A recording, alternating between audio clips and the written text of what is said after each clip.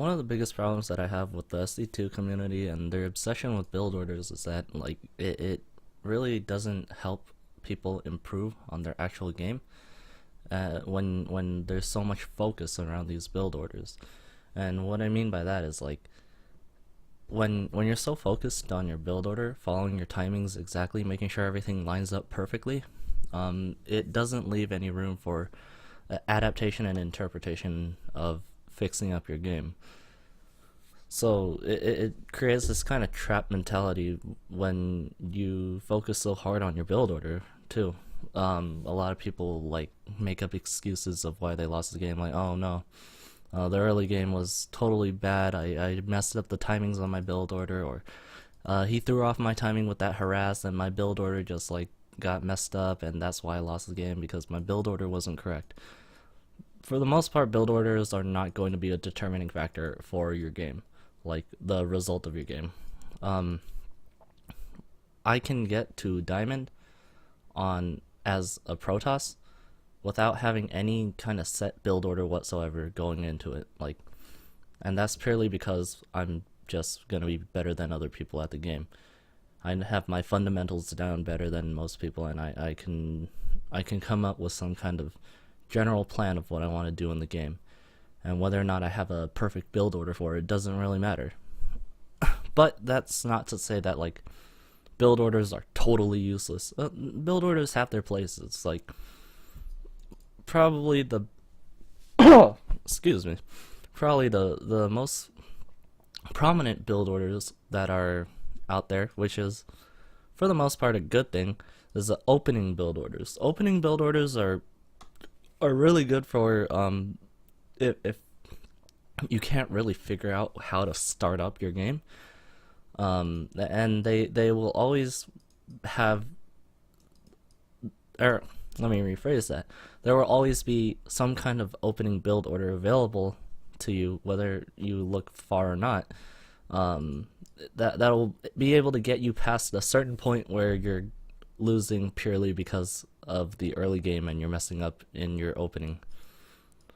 Another place where build orders could be helpful is all-ins. All-ins are generally set out to be early enough to where it doesn't matter what the opponent does, because your all-in is going to hit at a point where it's early enough to that your opponent can't really do anything, right? That's the general idea of an all-in. You win with the attack, or you lose with the attack. There is a bit of a gray area when you're starting to do mid-game all-ins, because then you don't purely lose off of those all-ins when you're doing mid-game. You're losing because of the situation that you've put yourself after failing your all-in. But even then, because you're mid-game, it's a lot easier to transition out of your all-in than it is early game, because early game you just don't have an economy whatsoever to back up your all-in. So if you lose early game, you're pretty much fucked. But if you lose mid-game with your all-in, you're not totally in despair. But yeah, I mean that's like the general shape of why build orders are actually useful. Now let's see over here where build orders are not actually fucking useful. This build here is not useful whatsoever. This is a general opening on up to here. This is a general opening on how to set out your game plan, right? You have your early game here. You have your early hatchery, and you want to get your extractor and spawning pool, because those are those are things that you said that like, hey, I want to be able to get past the early game without putting myself behind immediately or whatever, right? But then in between here, let's say that the Terran goes ahead and puts down 3 Raxes and pumps out a huge amount of Reapers, right? At this point, the only thing you can do is make a huge amount of Lings and try to overcome it. Like, you have to make the Lings purely to try and defend yourself from those 3 Raxes of Reapers that are producing. Now, say you defend it up until 4 minutes, and then they decide to back off, and they're gonna go home and do their own thing. Now you have an army of like, say, 24 lings or whatever. That's an extra 12 supply on top of what you thought you had, and it's gonna be later in the game, 4 minutes into the game. So you're sitting here with like, let's say 42 supply. You don't have your roach horn down. You don't have your third hatchery down. You haven't started up your other two extractors. Your build order timings are completely thrown off. Like, are you supposed to throw down your hatchery now? Do you need to get the roach warren earlier because you saw the aggression? Do you need to put down the gas because you really want to get to a lair now? Like, these are things that the build order doesn't answer, and you can't take from a build order what to do because of how rigid the timings are for this. And then anything past here, like if anything, literally anything happens in the game, none of this is ever going to be accurate. None of this is ever going to be useful for you. It's absolutely pointless to make such exact timings and supply timings for any build orders that go past like this early game time. So let's see another build order over here. This one's for Terran. And again, the same problem comes through. Let's say this is a ZVT. Let's say around here, this is when a 3 minutes ish around here. This is when Zerg could do a Baneling bust in your front, and you don't have any guideline on how to defend against it. If you scouted it and then you did put down like a lot of bunkers or supply depots, then your timing for everything else is going to be off, and you have no way to get back on track with your build order and pick up where you left off if you have like just these pure timing based build orders. And that's like the same general thing with a lot of these build orders. Like, this is not cherry picked build orders. I literally just went for the I went build orders, and then I just saw like the top ones of all time, like this, right? And I just picked up a bunch of random ones from here. And so these are like build orders up to 80 supply, 6 minutes 20 minutes, or 6 minutes 21 seconds, and 6 minutes 14 seconds in. This is all like not helpful whatsoever. Now here's an example of a decent build order. This is a build order for a all-in. This all-in hits very early. It's going to be a 5 gate with the 4 gate with a 5th proxy gate in PVZ. And then I mean, this is fine because it's an all-in build order. If you don't win with the units that you make off of this, then you're going to lose the game. This is this last one is a sort of decent example of how you should sort of set up your build order, where it's less based on this pure supply thing that he had going down here. That's not useful whatsoever. And it's more based on this, where you have your timings and your setup based on when buildings start, when units starts, when building finishes, when all that kind of stuff happens. And we'll see like why that's really the way that you want to set up your build later. So let's see. So with build orders being so rigid, and me saying like, oh no, you shouldn't ever model your build order after something so exact like that, then you might be thinking like, oh, what should you do with your build order? There's no way that you can possibly digest so much information that you could come up with something on the fly like that, with such precise timings and such, everything works out so beautifully when you do get the build order down. Like, why not just follow those build orders? Well, it's the same kind of theory of that one proverb that's like, you could teach a man to fish and feed him for life, or you can give him a fish for a day and he'll be fed for that day. The supply or build orders are kind of like just giving people fish, or you're going from fish to fish, right? Let's say one day you want a tuna, and then you have to go to the tuna fisherman, or one day you weren't really feeling the tuna anymore, it wasn't doing it for you. You have to go over to the salmon fisherman, and he'll give you that fish. When you should be able to fish on your own and create your own kind of food supply, and being able to make your own way in terms of like all your buildings, time orders, all that kind of shit. So, what's the starting point for this? A good starting point is making sure you have some kind of game plan. So, let's go through the steps that you should be doing to create your kind of build. First thing that you want to do is a plan. Let's say that you're playing Zerg. I'm playing Zerg. I'm a Zerg main, and there's something that I want to do as Zerg, right? Let's say I really like Zerglings and Banelings, and I like to I really like the Zergling Baneling aggression in general. Zerglings and Banelings are my thing. Everything about them makes me want to just win a lot of games or something. Then my game plan is, okay, I'm gonna try to get Zerglings and Banelings, and then in the end, I want to add on Ultralists. I really like Ultralists too, because they're strong and they're big and they're kind of like Zerglings but huge, right? That's a very, very general plan. All right. Well, from where do we take it from there? I mean, that's like our starting point. We got Zerglings, Banelings, Ultralists. That's like what we're kind of aiming for. So how do we get there?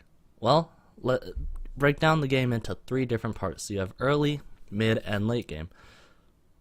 Now we have to figure out what we want to do for each part of the game. Well, let's say early game, I want to take a pretty fast 3 bases and make speedlings. Okay, I mean, that's a pretty general thing. Solid. Early game, I mean, when you have the fast 3 bases, you're able to get your economy going, and having speedlings makes it a lot safer to do your fast 3 bases. Okay, well, that's a good early game plan. What are we doing mid game? Let's say I want double upgrades. I want to start getting lair, and I want baneling nests. And that's starting up my general army composition that I want for the rest of the game, right? The Zerglings and banelings, and they're gonna be stronger with the upgrades. You have to get lair, because then you're gonna be upgrading your units, so it'll bolster your army and just make your Zergling baneling even stronger. Okay, that's good. And what do I want late game? Ultras. I mean, Ultras, you can't really get them any earlier. This is good general game plan, right? This is just solid game planning. It doesn't really matter what you're doing here either. Like, you could say that you were Protoss and you're like, I just want to make a huge amount of Blink Stalkers and try to win in the mid game. If it gets to the late game, I'm just gonna add on a bunch of Immortals and maybe some Disruptors. That's general. These are good general plans. This sets up the framework for how you're going to be playing out the rest of the game. From here, you can figure out actual timings on your own, like very, very easily. Biggest thing is to be able to stick to your game plan. Like, regardless of all the builds that we showed you, or that I showed you earlier, whether or not you're doing you want to get bio and tanks versus whatever fucking race, it doesn't matter. That's like your general game plan. Whether or not you're following the build to a T doesn't really matter. The timings come with more time and learning how to adjust your build and learning how to fix up and optimize your build. So let's say with that same Zergling Baneling Ultralist guy, we start trying to figure out a real build.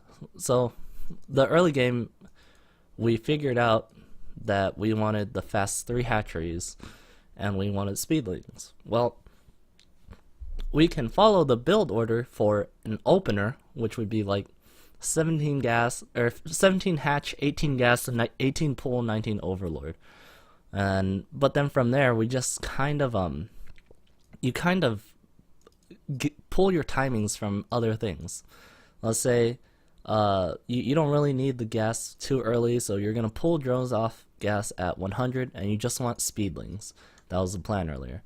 As the pool finishes, you want to make 2 pairs of lings and get ling speed and get 2 queens at each base or whatever. This is much more narrowed down scope of what kind of general game plan that you had in the very beginning, and this is the process of which you go through optimizing your build. And then you make the 3rd base as the ling comes out. Wow, you finished up your early game plan. You wanted the 3 bases and lings with ling speed. That's great. And then mid game, let's say you figured out something of when you want to start your evolution chambers, when you want to start upgrading, when you want to do all that kind of stuff, right? So you played like 40-50 games and you're like, oh, well, this seems to be the good thing to do. At 2 base saturations, I want to start mining out of 4 gases. I want to put down my baneling nests, and I want to put down 2 evolution chambers, as well as upgrade to lair. And then you also realize, oh, around this time, this is when Terrans start teching up or something fishy starts happening. I'll send an overlord into scout. This is how you're setting up your timings. This isn't like at 54 supply I want to make sure to start putting down my extractors, and at 80 supply I'm making my lair, and at 90 supply my baneling nests can start upgrading. Like that doesn't help, because you're not always gonna be in the position to be able to do something like this at 80, 90, 40 trillion supply. It doesn't matter. But when you're on 2 bases, you're always going to be mining off 2 base efficiency. So when your 2 bases are mining, you can set up your timings from there. You'll always be on track of how to figure out your general game plan at that moment, because you have a more general timing rather than this game time or a supply based time kind of build order. And then let's say end game to get to Ultralist, we'll say when my 3rd base is established, then start pumping only units, expand to a 4th, and then you want to start going hive to make ultras as soon as possible. Again, this is an example of like just following through properly with all that build order timing and all that kind of stuff. This propels you into the game properly, and make sure that you can be able to adapt and go back on track with your general game plan, even if other fishy things start happening throughout the game. Because rigid timings like don't really help if anything whatsoever throws you off your timing, and you're never ever going to be able to play a game and go straight up to like 80-90 supply with nothing happening whatsoever, because then if you do, you just win every single game, right? So the other good thing is that when you're doing this general timing of like, oh, when this is finished, or when this is finished, or when I start doing this, or when I start this, I should creating these associations of what happens in the game with what you're doing. Then this helps you learn how to adapt your general game play. It's not just following numbers on a spreadsheet. It helps you actually improve your general gameplay skill. Because then let's say like you're diamond because you follow this like sick build, right? A patch rolls around, your build is no longer strong enough, you're not going to be diamond level because you relied on that build. You have to like go to another fisherman and find that fish for the rest of the next season until the next balance patch comes out, because you weren't actually good. You're just being propelled up because of your build. Alright, and let's say that like you're trying to follow your game plan as closely as possible, right? You really want your Zergling, Baneling, Ultralisk composition endgame, but then they started making some kind of air unit. None of your ground army shoots up. None of Zerglings can't jump up into the sky. They even though they have wings, like Ultralisk can't fly. Like this, so what do you do then? This is part of the learning and adaptation. Let's say at the time when you're scouting the overlords, then you realize they're going air. Well, let's say this is your general build, right? You're going along with your Zergling, Baneling, Ultralisk, but then at this point, where you would normally go straight, you want to branch off to do something else. Like, oh, around here, they started going Liberators, they started going Void Rays, they started going Mutalisks, right? Then, well, you can't just keep going on the same path because you'll get wrecked. You have to branch off. Let's go over to something else, something to deal with that army composition, right? So let's say I want to add on infestors if I see those, because then infestors and infested Terrans can deal with air armies pretty decently, and that's now your game plan there.